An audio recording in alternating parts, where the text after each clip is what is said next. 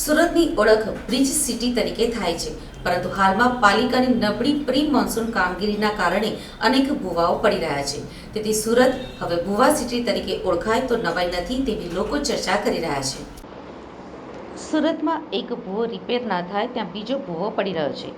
આજે ટ્રાફિકથી ધમધમતા ખાંડ બજાર વિસ્તારમાં ભૂવો પડતા ટ્રાફિક સમસ્યા વકરી હતી. સુરતમાં ચોમાસા પહેલા પાલિકાએ પ્રી મોન્સૂન કામગીરી નબળી કરી હતી. તેના કારણે શહેરમાં અનેક જગ્યાએ રસ્તા તૂટી જવાના બનાવો બની રહ્યા છે, તો બીજી તરફ શહેરમાં અનેક જગ્યાએ ભૂવા પડી રહ્યા છે. અઠવા ઝોનના વેસુમાં ભૂવા પડ્યા બાદ શહેરમાં અનેક જગ્યાએ ભૂવા પડતા પાલિકાની કામગીરી સામે પ્રશ્નો થઈ રહ્યા છે. આજે સુરતના ટ્રાફિકથી ધમધમતા સૂર્યપુર ગરનાળા પાસે આવેલા ખાંડ બજાર વિસ્તારમાં ભૂવો પડ્યો છે.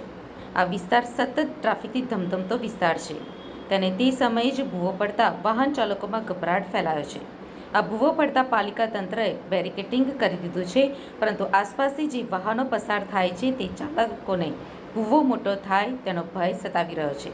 સતત ટ્રાફિકથી ધમધમતા રોડ પર ભૂવો પડતા ટ્રાફિક સમસ્યા વકરી રહી છે અને લોકોમાં પાલિકાની કામગીરી સામે રોષ જોવા મળી રહ્યો છે.